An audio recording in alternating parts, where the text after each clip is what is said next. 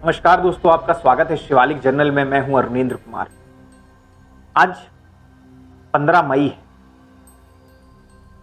क्या आपको पता है कि कैप्टन सौरभ कालिया कौन?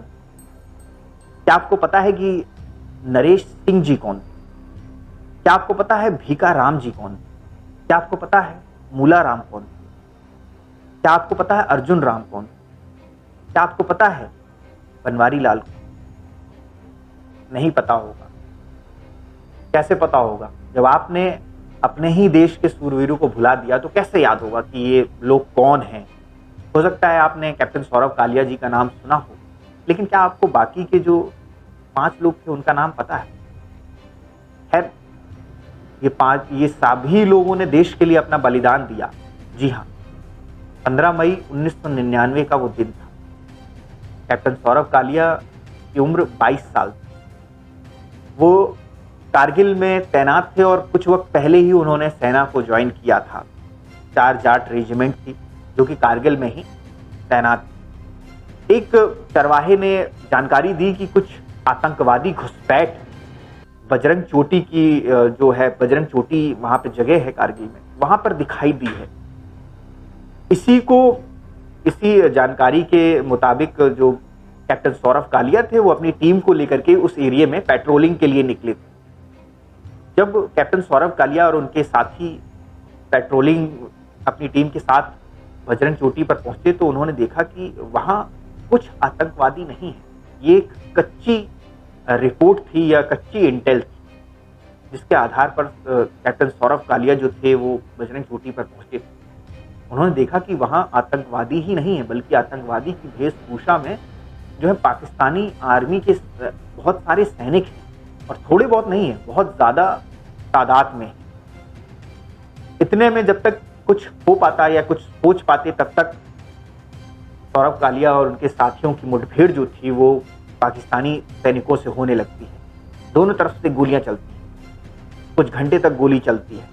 लेकिन जो सैनिक पेट्रोलिंग के निकलते हैं वो इतना असलहा या गोला बारूद लेकर के नहीं निकलते कि वो एक पूरी यूनिट से या 50 लोगों से लड़ सके। वो उतनी ही मात्रा में लेकर चलते हैं कि अगर छोटी मोटी कोई मुठभेड़ हो जाए तो उसमें वो सामना कर सके, मुकाबला कर सके।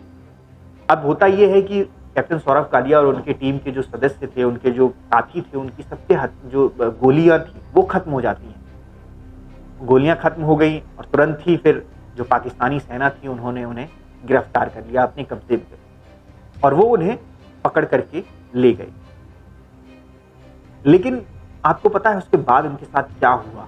22 दिनों तक, जी हाँ, 22 दिनों तक पाकिस्तानी जेल में उनके साथ अमानवीयता की सारी हदों को पार कर दिया गया।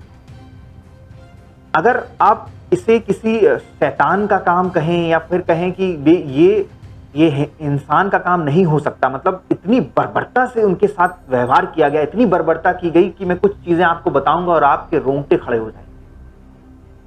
22 दिनों तक ऐसे शरीर का कोई भी अंग नहीं बचा था उन जवानों का जिस पर चोट ना पहुंचाई गई हो। लेकिन जब इन सैनिकों ने अपने देश की कोई भी जानकारी पाकिस्तानी सैनिकों को देने से मना कर दी तो पाकिस्तानी कायर इस हद तक उतर आए कि सोचिए, कैप्टन सौरभ कालिया और उनके साथियों की आंखें फोड़ दी गई, नाक काट दी गई, कान काट दिए गए, और ये सब उनके जीवित रहते हुए किया जा रहा। शरीर में उंगलियों में जितने नाखून थे वो सारे नाखून उखाड़ लिए गए।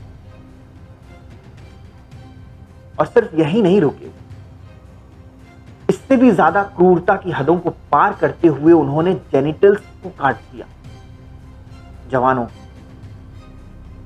आपको बताऊं, जब कैप्टन सौरभ कालिया की पार्थिव शरीर भारत को वापस दिया गया पाकिस्तानियों द्वारा, वो जो तारीख थी 9 जून 1999 की थी, और आप विश्वास नहीं मानेंगे कि किसी भी जवान का चेहरा पहचान में नहीं आ रहा था। इस हालत में उन्होंने भेजा था हमारे शहीद।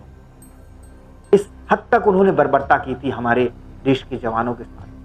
सारे जनेवा के और ये सब फलाना UN पीस और ये सारी चीजों को ताक पे रख करके एक युद्ध बंदी के साथ इतनी ज्यादा बर्बरता। आप सोचिए, कैप्टन सौरभ कालिया, एक यंग अधिकारी 22 साल, और इनमें जितने भी जवान थे वो सब लगभग इसी उम्र के आसपास। आप खुद सोचिए क्या क्या यातनाएं उन्होंने झेली होंगी इतनी कम उम्र में, लेकिन फिर भी हौसला देखिए, हिम्मत देखिए, साहस देखिए। पाकिस्तान को एक भी चीज भारतीय सेना की खुफिया नहीं पता चल पाई। आप खुद सोचिए, शरीर का एक एक अंग नोच लिया गया, शरीर की आंखें फोड़ दी गई, कान काट दिए गए, जेनिटल्स काट दिए गए, नाखून उखाड़ लिए गए, और उसके बाद भी कैप्टन सौरभ कालिया और उनके जो साथी थे उन्होंने भारत के सेना के बारे में, भारत की सेना की खुफिया जानकारी एक भी नहीं दी, एक भी जानकारी तक नहीं दी। आपको बता दूं, जब 9 जून 1999 को उनका पार्थिव शरीर आया तो फिर उनके जो आंखें थी, आंखें को भौं जो होती है, जिसको हम लोग आईब्रो बोलते हैं, उससे पहचाना गया कि ये सौरभ कालिया जी का पार्थिव शरीर, तो उससे पहचाना गया। सोचिए, जो माँ बाप ने अपने बेटों को ऐसे देखा होगा तो क्या हालत हुई होगी। ये है पाकिस्तानी सेना का असली चेहरा, ये है पाकिस्तानी सेना की असली, जो जिसके पीछे ये लोग जो खपे रहते हैं, ये है उनकी असली जो चेहरा है पाकिस्तानियों का, इन दरिंदों का, यही है।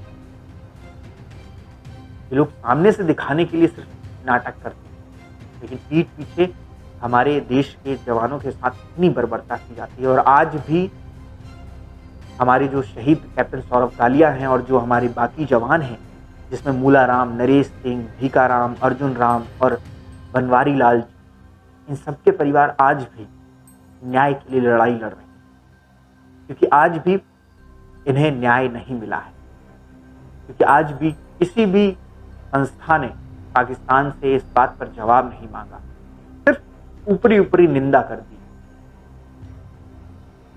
अब आज वही दिन था, इसलिए आज हमारे देश के इन शूरवीरों को याद करना बहुत जरूरी था, क्योंकि ये वो शूरवीर हैं जिन्होंने कारगिल के, इन्हें कारगिल का पहला शहीद कहा जाता है। तो कारगिल युद्ध शुरू, इसके बाद ही आपको पता होगा कि कारगिल युद्ध शुरू हो गया था। इसके बाद ही हमारे देश ने जो है पाकिस्तान को खदेड़ा था, जो वो घुस आए थे हमारे देश में, उसके बाद हमारे देश के सैनिकों ने पाकिस्तान को खदेड़ा था, जिसमें लगभग हमने अपने 550 के करीब सैनिकों को खोया था, जिन्होंने वीरगति को प्राप्त किया, जिसमें बहुत सारे नाम जो शहीदों में शुमार हुए। लेकिन सबसे पहला नाम इसमें अगर इन्हीं शहीदों का है कारगिल युद्ध में, तो वो हैं कैप्टन सौरभ कालिया, मूला राम जी, नरेश सिंह जी, भीका राम जी, अर्जुन राम जी और बनवारी लाल। इन्होंने ही शहादत की पहली नींव रखी थी कारगिल युद्ध में, और इन सभी शहीदों को शिवालिक जनरल कोटि कोटि नमन करता है। जय हिंद, जय भारत।